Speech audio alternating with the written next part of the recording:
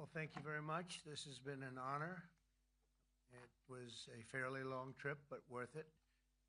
Tremendous things have been accomplished, as you probably noticed. Listened to a lot of wonderful speeches from the heads of a lot of wonderful countries.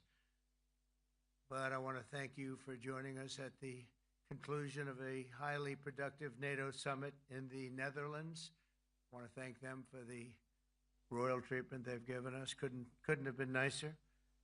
And it's a beautiful country, really a beautiful country. Coming in, I saw the most beautiful trees. In fact, I want to bring some back with me. I want to also thank, I had breakfast this morning with the King and Queen, and they're incredible people. I said, you're central casting, beautiful people, great people, big, beautiful heart. And I enjoyed that. And also NATO Secretary General Mark Rutte, who's been terrific. He's been a friend of mine, used to be right here running this wonderful country. Now he's the NATO Secretary General. He's doing a fantastic job. And the Prime Minister, we appreciate everything you've done. And as you know, last weekend, the United States successfully carried out a massive precision strike on Iran's nuclear enrichment facilities, and it was very, very successful. It was called obliteration. No other military on earth could have done it, and now this incredible exercise of American strength has paved the way for peace with a historic ceasefire agreement late Monday, and we call it the 12-day war. Spoke to a few people. I guess that just sounded like the right name. It was a 12-day war. And we think it's over. I don't think they're going to be going back at each other. I don't think so. Not only have we dealt decisively with the critical threat of Iran's nuclear program, which was what I wanted. I said, Iran cannot have a nuclear weapon. I've said that for 15 years, long before I decided to do the political thing. But we've also reasserted the credibility of American deterrence, which is like no other. The people at NATO said there's never been anything. You know, I rebuilt the entire military during my first term. And we have a great military. We have great generals. Got to know the good ones and the bad ones. We kept the good ones. Over the past 2 days, I was honored to participate in the NATO leaders meeting and also had extremely good individual discussions with the King and the Queen, Secretary General Rutte, and the Prime Minister. Great discussions. Very knowledgeable people. Major focus of our conversations at the summit was the need for other NATO members to take up the burden of the defense of Europe, and that included the financial burden. As you know, it was 2%, and we got it up to 5%. And they said, a couple of them came up to me. One in particular said, sir, we've been trying to get it up to 3% for 20 years, and we haven't been able, and you got it up to 5%. So they're going to be, most of them, I guess almost all of them, are going to be contributing now, 5%, a number that people are surprised at, but you need it today. The United States accounts for 2/3 of all NATO defense spending, and since I began pushing for additional commitments in 2017, believe it or not, our allies have increased spending by $700 billion. I said to people, you don't have any money, and a lot of them weren't paying. And so I started the process, and I picked it up as soon as I got back, which is 6 months ago.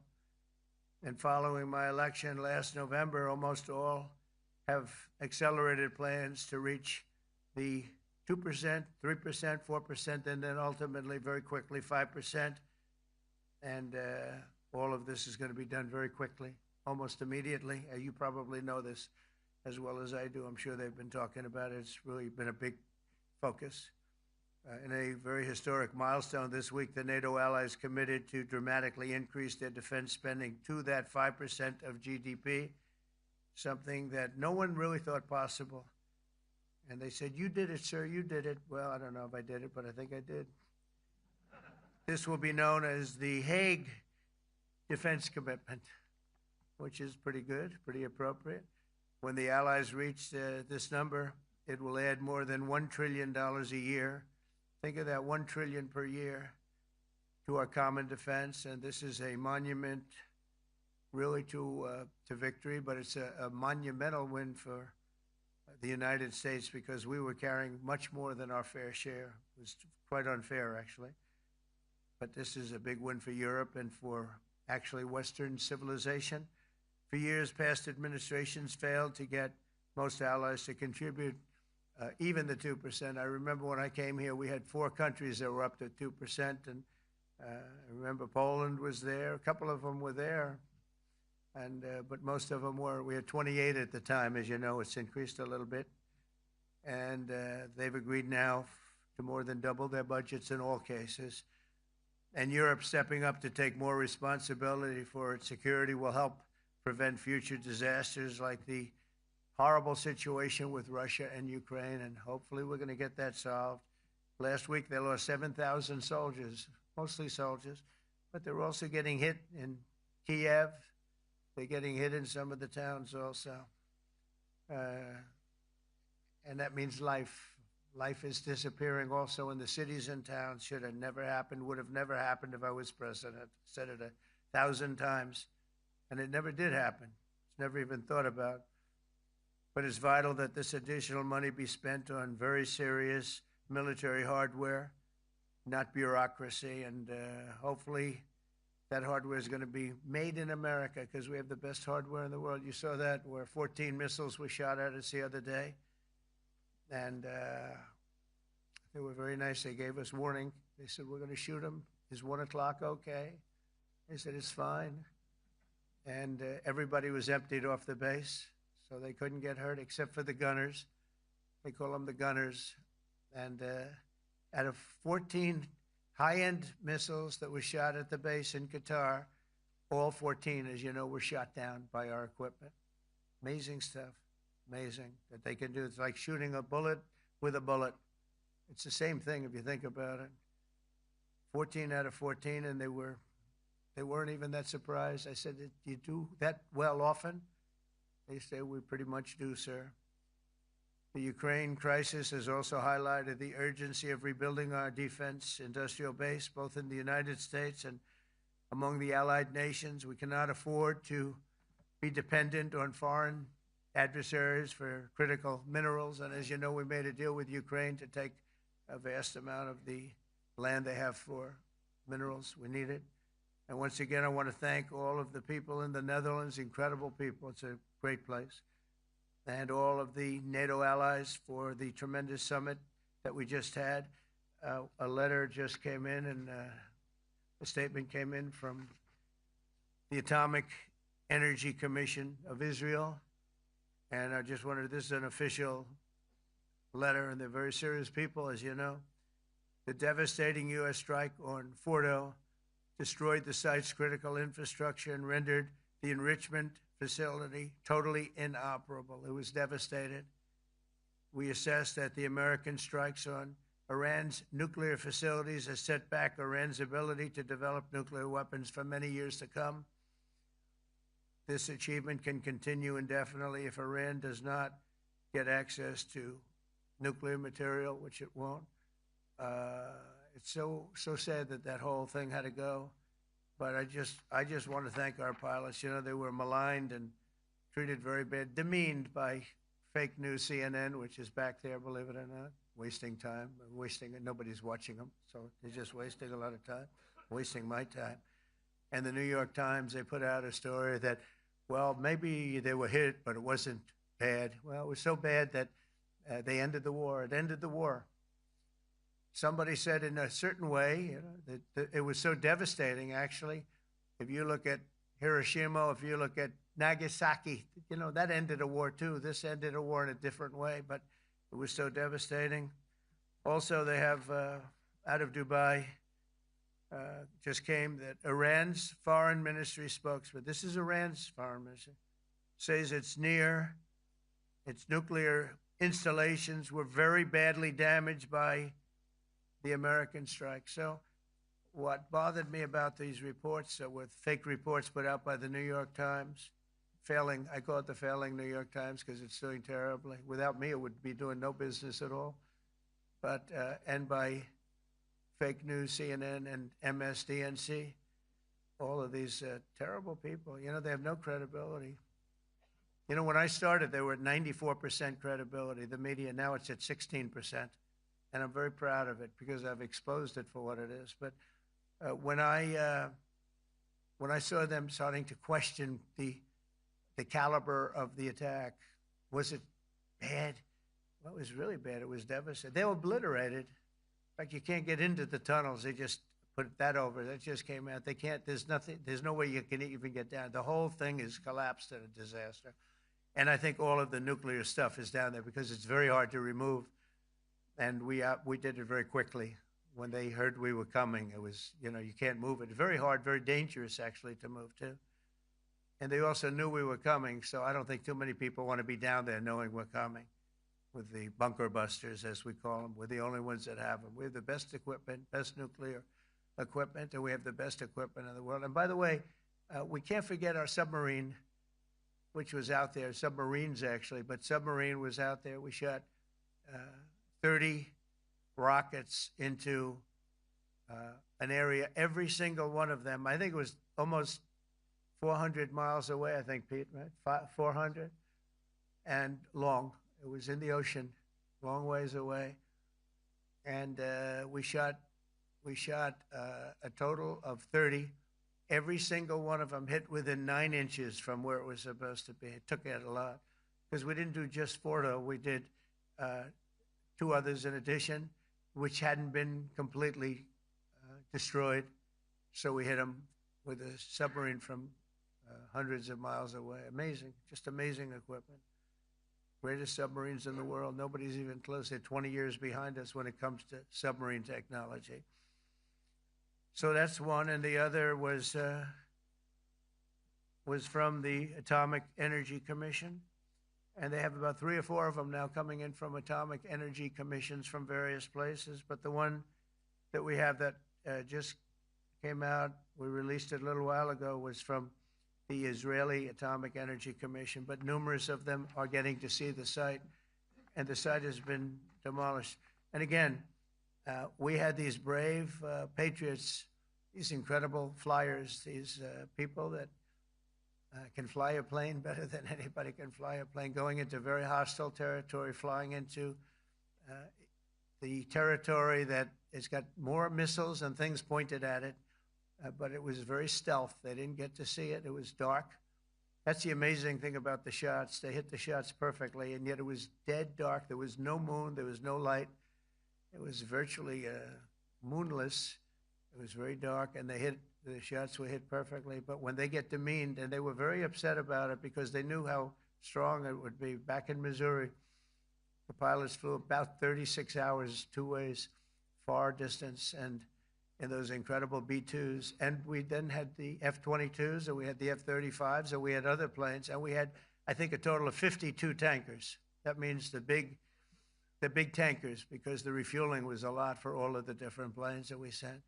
Incredible operation, and I have to say, General Raisin Kane was incredible. That's why he beat ISIS, and we beat ISIS in a matter of weeks.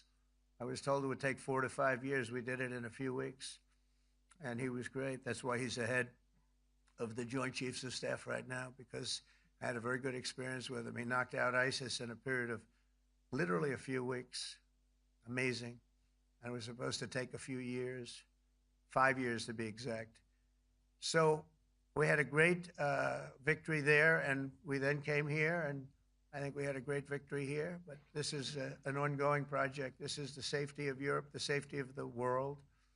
And they've raised it from 2% to 5%, something which nobody, and you're talking about over $1 trillion a year. So we're talking about a lot of money from coming in from countries that were not paying nearly enough to be effective. So I have, as you know, Marco Rubio with me, and Pete Hegseth, Secretary of State and Secretary of War. Should we say Secretary? You know, it used to be called Secretary of War. Maybe for a couple of weeks we'll call it that because we feel like warriors. It used to be called Secretary of War. In fact, if you look at the old building next to the White House, you can see where it used to be Secretary of War. Then we became politically correct, and they called it Secretary of Defense. I don't know, maybe we'll have to start thinking about changing it, but we feel that way. Do we have any questions, please? Wow. That's a lot of questions. Who's a nice person? Oh, you're not a nice person, but I'll let you ask one. Go ahead. What's he going to ask? He is not nice at all. I know him well. Thank you, Mr. President. Yeah. Thank you for taking the time before flying home. You just said you believe the conflict between Israel and Iran is over. What makes you so confident it is? And what do you do if it isn't? Because I dealt with both, and they're both tired, exhausted. They fought very, very hard and very viciously, very violently, and they were both satisfied to go home and get out. And can it start again? I guess someday it can. It could maybe start soon.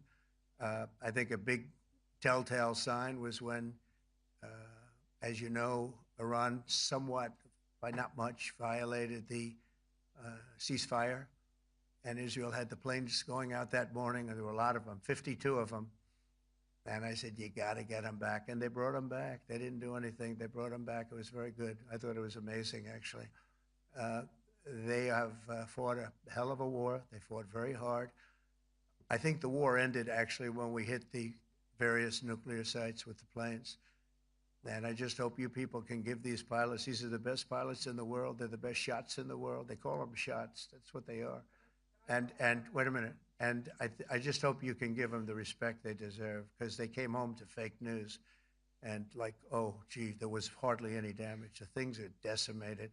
So, but I think, no, I think they're very much finished. I think Israel's going to get back to doing what they do, and I think that Iran's going to get back. You know, Iran has a huge advantage. They have great oil, and they can do things. I don't see them getting back involved in the nuclear business anymore. I think they've had it. They've been at it for 20 years, and I don't see that happening either. Now, if it does, we're always there. It won't be me. It'll be somebody else, but we're there. We'll have to do something about it.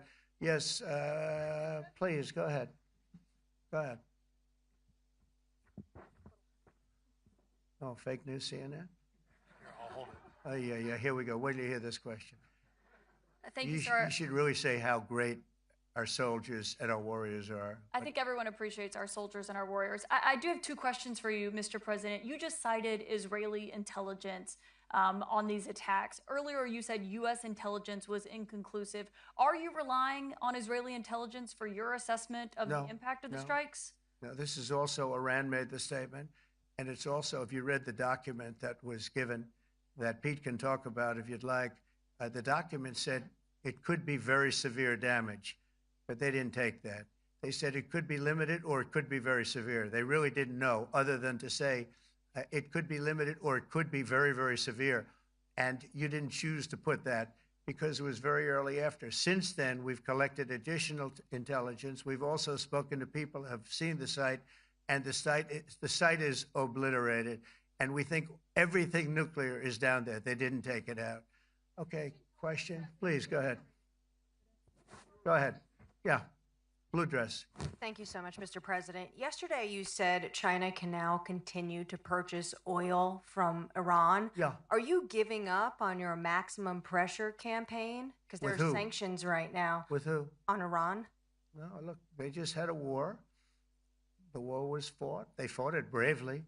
I'm not giving up. They're in the oil business. I mean, I could stop it if I wanted. I could sell China the oil myself. I don't want to do that. They're going to need money to put that country back into shape. We want to see that happen. Would it? No. If they're going to sell oil, they're going to sell oil. We're not taking over the oil. We could have, you know. I used to say with Iraq, keep the oil. I could say it here, too. We could have kept the oil. No, China is going to want to buy oil. They can buy it from us. They can buy it from other people. But you're going to have to put that country back into shape. It desperately needs money. Yeah. Mr. President. Yeah, please. Here we go. I'm picking the beauties today. Go ahead. Mr. President, Secretary General Rutte has described President Putin as an adversary, a threat, an enemy. Do you view him the same way? And in addition to that, you mentioned General Kane, your chief of staff, the chairman of the Joint Chiefs of Staff. General Kane. Yes. He has said that Mr. Putin has territorial ambitions beyond Ukraine. Do you view that in the same way? Possible. I mean, it's possible. I know one thing. He'd like to settle. He'd like to get out of this thing. It's a mess for him. He called the other day. He said, "Can I help you with Iran?" I said, "No, you can help me with Russia." Because, in the last few weeks, we took care of India and Pakistan, Kosovo, Serbia. I think on Friday we have coming in, the Congo is coming in, and Rwanda is coming in. That was a vicious war that went on, a machete war, heads chopped off all over Africa. They're coming in. We did 2 others in addition to that. Nobody's ever done anything like this. No, I consider him a person that's, I think, been misguided. I'm very surprised, actually. I thought we would have had that settled easy. I've settled 4 of them in the meantime. But he did call up, and he said, he's close to Iran. He'd like to help us get a settlement. I said, no, you help me get a settlement with Russia. And I think we're going to be doing that, too. Yeah, please. Go ahead, please. Thank you, Mr. President. You've made clear your position on what impact the strikes had. I wanted to ask you what is next with Iran. For instance, is there any indication from U.S. intelligence that Iran was able to move any material, including No, just the opposite. We think we hit them so hard and so fast they didn't get to move. And if you knew about that material, it's very hard and very dangerous to move.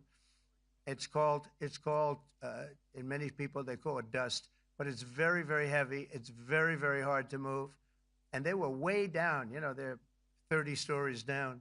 They're literally 30, 35 stories down underground. You think you got it all? Oh yeah, we think we got. We think it's covered with granite, concrete, and steel. Can I ask you, are you interested in restarting negotiations with Iran? And if so, have they reciprocated? So or is our this people, sort of a settled Marco matter? could answer this, but our people are not. I'm not. The way I look at it, they fought. The war's done, and I could get a statement that they're not going to go nuclear. We're probably going to ask for that, but they're not going to be doing it. But they're not going to be doing it anyway. They've had it. They've had it. Now, maybe someday in the future we'll want that. But I've asked Marco, do you want to draw? I just asked him the question as we were walking on the stage. Do you want to draw up a little agreement for them to sign? Because I think we can get them to sign it. I don't think it's necessary. Marco, do you want to talk about that, please? Mr. President, I think President Trump has shown a willingness to meet and talk to anybody in the world who's interested in peace. I don't know of any president that's been as willing as he has to meet with anyone and talk about peace. We'd love to have peaceful relations with any country in the world. And so obviously that'll depend on Iran's willingness not just to engage in peace, but to negotiate directly with the United States, not through some third country or fourth country process. But I know of no president, probably in our modern history, that's sought peace more than President Trump has.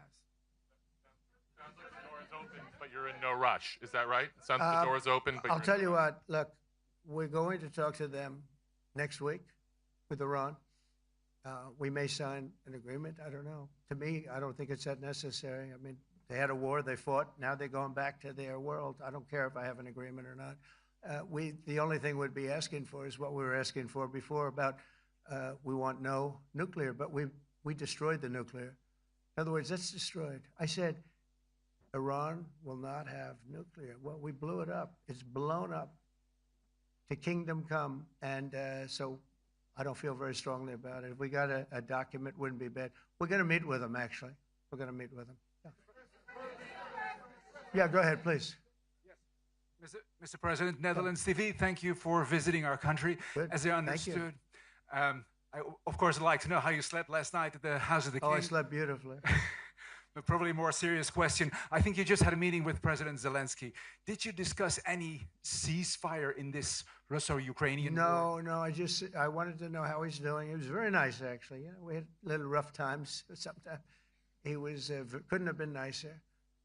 I think he'd like to see an end to this. I do. I think what I took from the meeting couldn't have been nicer, actually. But I took from the meeting that he'd like to see it end. I think it's a great time to end it. I'm going to speak to Vladimir Putin and see if we can get it ended. But look, these are brave people. They're fighting these wars all over the place. Last week they had, I guess, I told you, close to 7,000 young soldiers, Russian and Ukrainian soldiers were killed, 7,000 in 1 week. It's crazy. It's crazy. So I'll be speaking to Putin. Now, I had a good meeting with Zelensky. And I had a lot of good meetings. We had a lot of good meetings with a lot of people, a lot of great leaders. But he's fighting a brave battle. It's a tough battle. Yeah. Go ahead, white dress. Thank you. Ida Hallikainen from Finland, Ilta-Sanomat. Good. You have played golf with President Alexander Stubb. How do you see Finland as a NATO ally and partner, and how would you describe your relationship with our president? Well, he's a very good golfer, okay? In fact, he was on his college golf team. He went to a good college in the South, as you know, a very good college, and he was a good golfer. We had a good time. I think my relationship's great. I want to buy icebreakers. You know, you're very good at icebreakers. And I actually made him an offer. I didn't go to Congress. They'll try and impeach me for this. But there's an old, it's not old, it's fairly new, but it's used icebreaker. And I offered him about 1/3 of what he asked for. But we're negotiating. We need icebreakers in the U.S. And if we can get some inexpensively, I'd like to do that. Actually, they'll fix it up, make it good. Also, we may buy some icebreakers. You know, you're the king of icebreakers, that particular country. They make them good. They make them really good, and they know what they're doing. And so we're negotiating with them for about 15 different icebreakers, but one of them is available now. It's old, and it's, old. It's like 5-6 years old, and we're trying to buy it. I'm trying to make a good deal. It's all I do my whole life. My whole life, that's all I do is make deals. Yeah, please. President. Go ahead. Sir, go ahead. Yeah, a question for NewsHour, Dutch TV. First of all, on Article 5, on your way here, you spoke about the commitment of the U.S. to Article 5, saying, I'll give you my definition once we're here. What is your definition, and may the U.S. commitment to Article 5 change in case some of the NATO members do not reach the threshold that was discussed today? My second question is following up on a colleague on Iran. What intel reports do say that everything over there was obliterated? Yeah, well, there are numerous of those reports, and they're coming out fast and furious. But the most respected ones we've already seen. And I will say that on a very confidential basis, they're looking at the reports, like numerous reports, and including people going to the site and checking the site. And they're going to be having, I guess you're going to be having over the next couple of days you're going to encapsulate it. But no, the site was obliterated, just like I said it was, and just like the pilots should be given credit for. As far as Article 5, look, when I came here because it was something I'm supposed to be doing, but I left here a little bit differently. I said, I watched the heads of these countries get up, and the love and the passion that they showed for their country was unbelievable. I've never seen quite anything like it.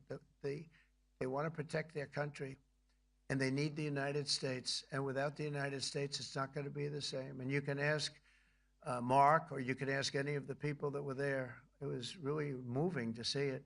They love their country. They were so respectful of me because I'm the head of the United States. And I made, the King of Saudi Arabia, when I was in the Middle East. So I was in Qatar for a different reason, not a reason to get shot at. We were in there for economic development reasons, Qatar, UAE, and Saudi Arabia. All three leaders of those countries, and we took back $5.1 trillion into the United States. All three leaders said, you're presiding over the hottest country in the world. The United States right now is the hottest. Everybody wants to be there. Everybody wants a piece of it. He said, a year ago, your country was dead. You had a deadhead running it. You had a country that was dead, and it was dead. You had people pouring through the borders. You had inflation. You had everything. He said, you've made it in 5 months at that time. You've made it the hottest country. This is the hottest country in the world. The United States right now is the hottest country in the world. And when I was around that table, it was a nice group of people, many of whom I knew from previous. When I saw the passion they had for the country, almost everyone, and you probably have the tapes, it was very public, but almost every one of them said, thank God for the United States. Without the United States, they couldn't really have NATO. It wouldn't work. It wouldn't work. It will in the future because now they're paying much more money, but it wouldn't work. It was great. And I left here differently. I left here saying that these people really love their countries. It's not a ripoff, and we're here to help them protect their country. Okay, we'll do one or two more. Thank you, Mr. President. Yeah. A question on Spain. Are you satisfied with today's? Oh, I think Spain's terrible what they've done. No, I do. They're the only country that won't pay the full up. They want to stay at 2%. I think it's terrible. And, you know, they're doing very well. The economy is very well. And that economy could be blown right out of the water with something bad happening. You know, Spain is the only country that... Are you from Spain? Yeah. Good, congratulations. You're the only country that is not paying. I don't know what the problem is. I think it's too bad. So we'll make it up. You know what we're going to do? We're negotiating with Spain on a trade deal. We're going to make them pay twice as much. And I'm actually serious about that. We're going to make Spain... I like Spain. I have so many people from Spain that it's a great place and they're great people. But Spain is the only country out of all of the countries that refuses to pay. And, you know, so they want a little bit of a free ride. But they'll have to pay it back to us on trade because I'm not going to let that happen. It's unfair. It's unfair to NATO. All right, sir, please. Go ahead, right in the back. Yeah, you, tall one. The tall man.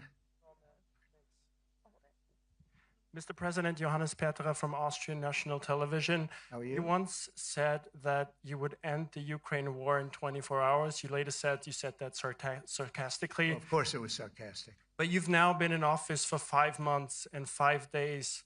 Why have you not been able to end the Ukraine war? Because it's more difficult than people would have any idea. Vladimir Putin has been more difficult. Frankly, I had some problems with Zelensky. You may have read about him. And it's been more difficult than other wars. I mean, look, we just ended a war in 12 days that was simmering for 30 years, frankly. We ended Rwanda and the Congo. They're coming to sign the documents. We've already signed basic documents, but they're coming, I think, to the White House on Friday. We ended Serbia was going to go at it. But maybe the most important of all, India and Pakistan. And that wasn't whether or not they may someday have nukes like we're talking about in the Middle East, like we're talking about with Israel and Iran. This is they have nuclear weapons. I ended that with a series of phone calls on trade. I said, look, if you're going to go fighting each other, it was getting very bad. You know how bad that last attack was. It was really bad. If you're going to go fighting each other, we're not doing any trade deal. No, no, no, you have to do a trade deal. I said, we're not doing any trade deal. And in fact, I had the general, who was very impressive. The general from Pakistan was in my office last week. You know, Prime Minister Modi is a great friend of mine. He's a great gentleman. He's a great man. And I got them to reason. I said, we're not doing a trade deal if you're going to fight. And if you're going to fight each other, we're not doing a trade deal. And you know what? He said, no, I want to do the trade deal. We stopped the nuclear war. Go ahead. Go ahead, Jeff. Here's another beauty, Jeff. He's a beauty, all right. Go ahead. Mr. President, to follow up on Ukraine, will the United States contribute any more money to Ukraine's defense this year to the $5 billion that allies are giving? And one question, you had another meeting with the Dutch opposition leader, Mr. Wilders. Can you tell us about that meeting? And are you upset about his anti-Muslim stance? I'm not upset about it. It's just his view. He's unhappy with the way things are going in this country and various countries. He was an opposition leader. And I was asked to meet with the opposition leader by the people that are running. I think they have some deal where if you have a meeting, you're supposed to meet with an opposition leader. I said, that's strange. We don't do that. But I met with I didn't know him. He seemed like a very nice guy, but he's in opposition to the current people, and that was set up by the current people. So I assume when I met with the Prime Minister, you're supposed to meet with the opposition. We'll have to try that sometime in our country. Let's not do it. But I thought he was very good. As far as money going, we'll see what happens. There's a lot of spirit. Look, Vladimir Putin really has to end that war. People are dying at levels that people haven't seen before for a long time. Go ahead. Go ahead. White shirt. Oh, she's all excited. Okay. So,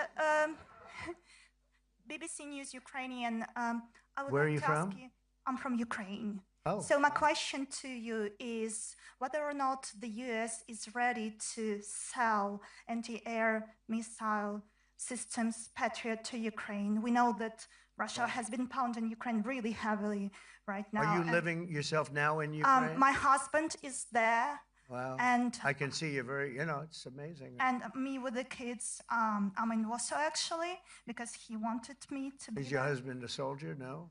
He's there now? Yeah. Wow. That's rough stuff, right? That's tough. And you're living here? In Warsaw. And you're a reporter? I am. Good. So let me just tell you, they do want to have the missiles, okay, as they call them, the Patriots. And we're going to see if we can make some available. They're very hard to get.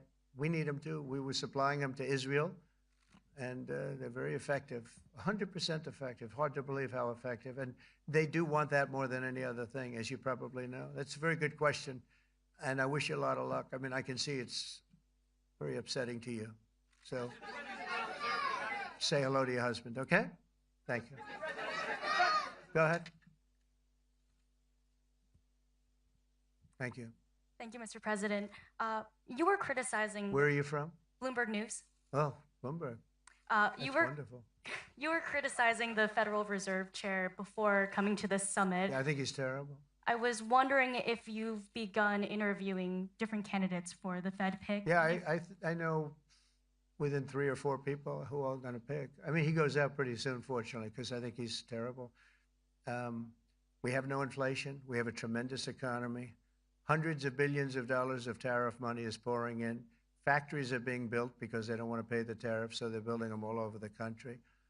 I think we're close to $15 trillion. I told you $5.1 trillion from the Middle East alone, but of investment money coming in. There's never been anything like that in the history of our country. But we have no inflation. And we have borrowing because Biden, stupidly, they did short-term debt. So we have borrowing coming up. And, we'll go 10 years, maybe longer, maybe shorter, but we'll go a long period of time when we do the debt. And because of him, because of this guy, we will have to pay for years. We'll be paying for him. And I said to him, listen, there's no inflation. He says, but maybe there'll be some. That's true. I said, if there is some, what you do is raise the rate. I'm okay with that. You raise the rate in 2 years from now or in a year from now. But because the rate's high, we have to pay more for debt. It's pretty equal. In other words, if it's 4%, it's 4%. If you drop it a point, you'll pay 3%. So it's fairly equal, not necessarily, but fairly equal. So we're going to end up paying maybe 2 points or 3 points more.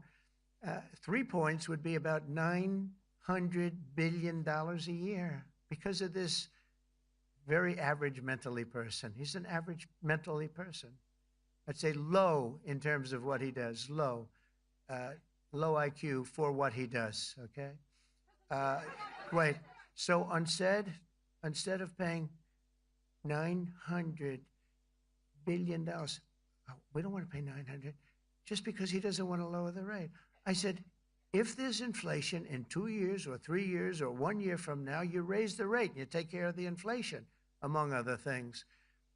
But he's probably a very political guy, I guess. I don't know. I think he's a very stupid person, actually. All right, one more. Let's go. How about you? Go ahead. She looks so happy and everything. Thank you. That's why I I'm picked from her. Spain too. I'm Ana Bu from La Vanguardia. I wanted to know if You're where from? Spain too. Ah. I wanted to know if you want to That's the negotiate. Spain corner right there. Shouldn't have said that. That's okay. I do like Spain, by the way. I think it's unfair that they're not paying, but go ahead. Are you going to negotiate directly with Spain about... I'm going to negotiate directly with Spain. I'm going to do it myself. They're going to pay. They'll pay more money this way. You should tell them to go back and pay. You're a reporter? Tell them to go back. They ought to join all of those countries that are paying 5%. Spain's going to be just about the only one that's not. They were the most hostile toward doing it. It just doesn't make sense to me. Okay. All right, Kelly, go ahead. Here we go. Here's another one. Hello, sir. Thank you very much. We got them all today. Okay. So, Mr. President, you talked about expecting some on-the-ground assessments at Fordo and other sites. Now here, Is that here Israeli and U.S.? It's been obliterated, Kelly. It's been What is your message then, sir, to the intelligence community when they present reports? You're not disputing the DIA report. You're just They presented a exists. report that wasn't finished. We're talking about something that took place 3 days ago. I understand that, sir. The It's an report was initial done assessment. So 2 what days is ago. your- Wait a minute. Yes. They didn't see it. All they can do is take a guess. Now, if you take a look at the pictures, if you take a look how it's all blackened, you know the fire and brimstone is all underground because it's granite and it's all underground. You don't show it. But even there, with all of that being said, the whole area for 75 yards around the hole where it hit is black with fire. The group that's run by this gentleman, in fact, you may want to talk about it for a second because we're going to issue a report. And I think it's not even a very exciting report at this point. It's been obliterated, totally obliterated. And they did a report, but it was like, if you look at the dates, it's just a few days after it Understood, happened. sir. So they didn't see it. They said it may be very severe. Go Understood. ahead. Do you have a message for the intelligence community, though, in terms of unvarnished information getting to you, that it's not I don't just- really have a message. I would say issue the report when you know what happened. I wouldn't say that it could be severe or maybe not. They use the word severe. It could be severe or maybe it's not. And briefly, So people like you picked up and said, oh, it's not severe. We're just no, looking for the the facts. report was not a complete report. Yeah, the message was probably wait till you know the answer before you. And go sir, ahead. did you not have a public component to your Zelensky meeting for a tactical reason with President Putin? Let him answer this. Hello, Mr. Secretary. Yeah.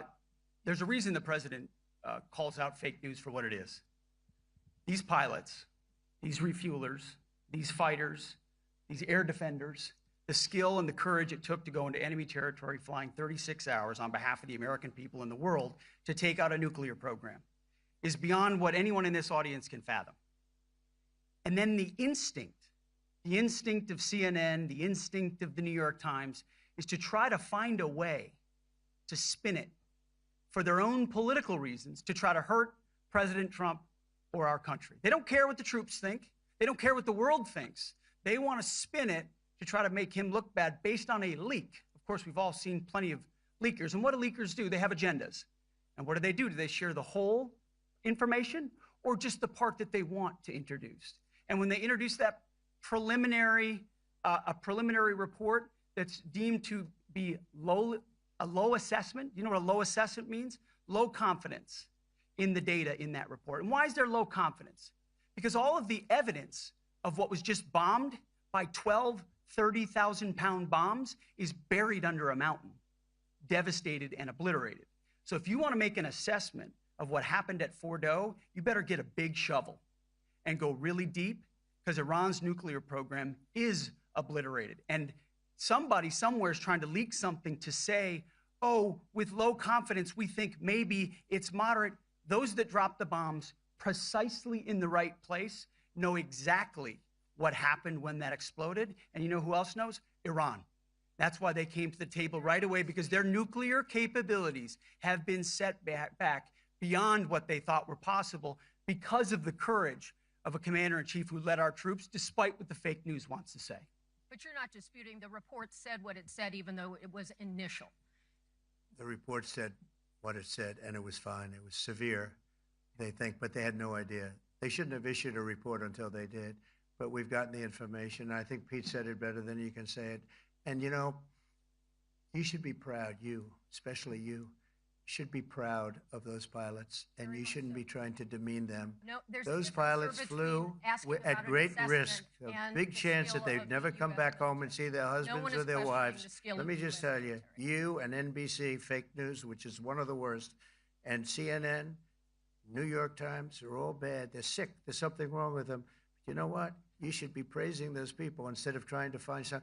By getting me, by trying to go and get me, you're hurting those people. They were devastated. You know, I got a call from Missouri, great state, that I won 3 times by a lot.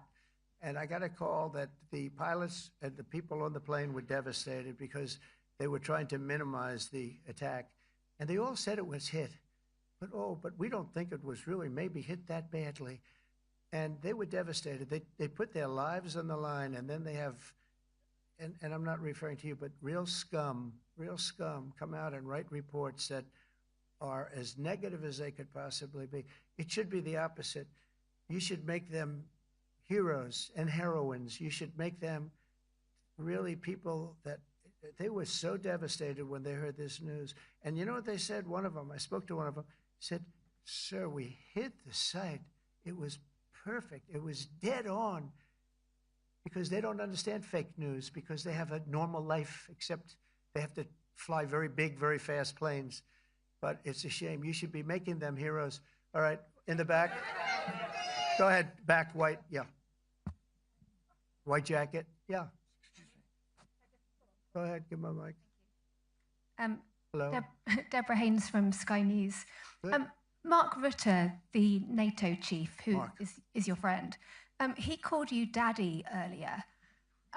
Do you regard your NATO allies as kind of children? No, he likes me. I think he likes me. If he doesn't, I'll let you know. I'll come back and I'll hit him hard, okay? No? He did it very affectionate. Daddy, you're my daddy. Do you regard your NATO allies, though, as kind of like children, and they're obviously listening to you and they're spending more, and you're obviously appreciative of that, but do you hope that actually they're going to be able to defend themselves, defend Europe on their own without I think they the need United help a States? little bit at the beginning, and I think they'll be able to, and I think they're going to remember this day. And this was a big day for NATO. You know, this was a very big day. They took it. One of the gentlemen said, "You know what? We've been trying to raise money raise the rate for 30 years," he said, 20 years, from almost the beginning. And he's been there for a long time. He said, "Until you came along, it never happened. What you did is amazing." It's been sort of an amazing day for a lot of reasons, but also for that. Yeah, go ahead. Do you think they can do it without you, though, in the future? Can they do it without Well, the ask United Mark. States? I mean, you have to ask Mark, okay? So we're heading back. We're heading back. I want to thank these two gentlemen behind me. They're incredible people, both of them. They've done a fantastic job. And Susie's in the front, and she's done great. And Monica, thank you very much. It was quite an exciting time. And we're going to be heading back. We'll be back soon, and we'll see you in Washington, D.C. Remember this, we have the hottest country anywhere in the world. Thank you very much, everybody. Thank you.